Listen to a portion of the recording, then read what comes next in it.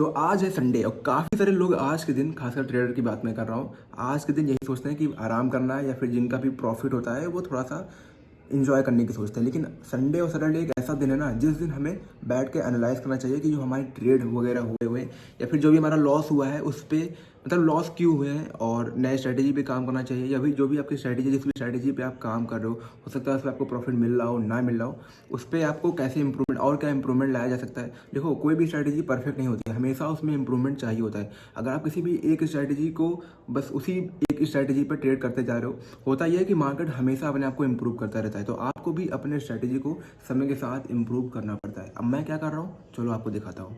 तो ये हमारे प्यासू भाई हैं, इनसे इनका टैब लेना है। क्या काम है मैं आपको बताता हूँ, दे दो भाई। क्या क्या काम है टैब का? चूतिया है, घोसड़ी आ रहा है, इस पर आप ध्यान मत दीजिए। तो यहाँ पे मैं कर क्या रहा हूँ, देखो आज है संडे, कोई काम खास है नहीं, लेकिन फिर भी आपको जो भी आप ट्रेड कर रहे हो, जो भी मार्केट में हुआ है, वो सारी चीज़ें एनालाइज ज़रूर करनी चाहिए। अब अभी तो मेरे पास टैब है, यहाँ पे पीसी हमारा थोड़ा सा ख़राब हो गया, उसको बनने के लिए दिया हूँ। जब वो बन के आ जाएगा तो फिर पीसी पे अच्छे से काम होगा, ठीक है।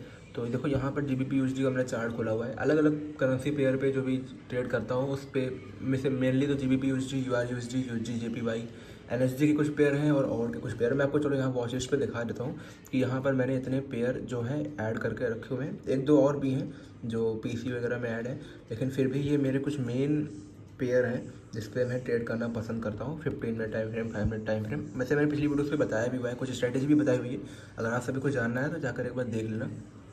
अब करना क्या है, देखो जैसे आप BTC पे ट्रेड करते हो या गोल्ड पे ट्रेड करते हो या किसी भी एक पेयर पे ट्रेड करते हो, या मान लो भी आप नए हो, आपको कुछ नहीं मालूम है, तो आप URUSD, GBP USD की तरफ जा सकते हो। ये इसको करेंसी पेयर बोलते हैं, ठीक है। UR यानी यूरोप का करेंसी और USD माने अमेरिका का, यूनाइटेड स्टेट्स का करेंसी होता है। इन दोनों को जब मिक्स कर देते हैं, मतलब एक पेयर बनाया जाता है जिसका जो बेस होता है, जैसे कि यहाँ पर GBP USD में जो बेस है वो USD है और USD JPY में जो बेस होता है वो JPY होता है। अब यहाँ पर मैंने क्या किया हुआ है, देखो जब मैं अपने स्ट्रेटजी को हमेशा टेस्ट करता रहता हूँ अलग अलग टाइम फ्रेम पे, अलग अलग चार्ट्स पे, ठीक है। तो यहाँ पर ट्रेंड लाइन वगैरह मैंने ग्रो बनाई हुई है, ब्रेकआउट होता है कैसे क्या होता है, आप इसको भी ये सारी चीज़ें करनी चाहिए। कहाँ मेरा लॉस हुआ, अगर वहाँ लॉस हुआ तो क्यों हुआ, आपको अपना PNL खोल के भी चेक करना चाहिए। अब जैसे कि यहाँ CSF JPY में शायद मैं भी एनालाइज कर रहा था, हाँ यहाँ पे तो अलग अलग चार्ट पे जाके आपको जिस भी चार्ट पे आप ट्रेड करते हो, अभी हो सकता है आप नए नए हो, ज़्यादा आपको ना मालूम हो, तो आप किसी भी एक पेयर को पकड़ो, उसी पे जो भी आपको स्ट्रैटेजी मालूम है उसको बैक टेस्ट करो, और जब आपको अच्छे से सबको समझ में आ जाए फिर आप अपना अलग अलग करेंसी पे भी ट्रेड कर सकते हो। स्टार्टिंग में अगर आप बिगिनर, आपको कुछ नहीं जानकारी है, तो कोई भी एक करेंसी पेयर पकड़ो और उसी पे करना, ज़्यादा 10 जगह मत भागना, वरना आप समझ नहीं पाओगे। और जिन लोगों को भी ये काम लग रहा हो तो उनके लिए ट्रेडिंग बिल्कुल भी नहीं है। आधा से 1 घंटा तो आपको देना ही पड़ेगा, भले ही मार्केट ओपन हो ना ओपन हो।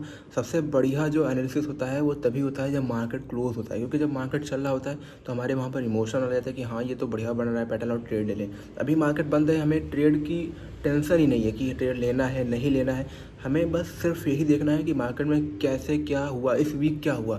मार्केट बुलिश था, साइडवे था, डाउन ट्रेंड था, अगर बुलिश था तो उसमें कौन कौन से पैटर्न बनाए, ठीक है, कहाँ पर एक अच्छा वॉल्यूम था, सब कुछ आपको देखने को मिलता है। जब आप बैठते हो अच्छे से एनालाइज करते हो तो काफ़ी सारी जानकारी आपको जानने को मिलती है।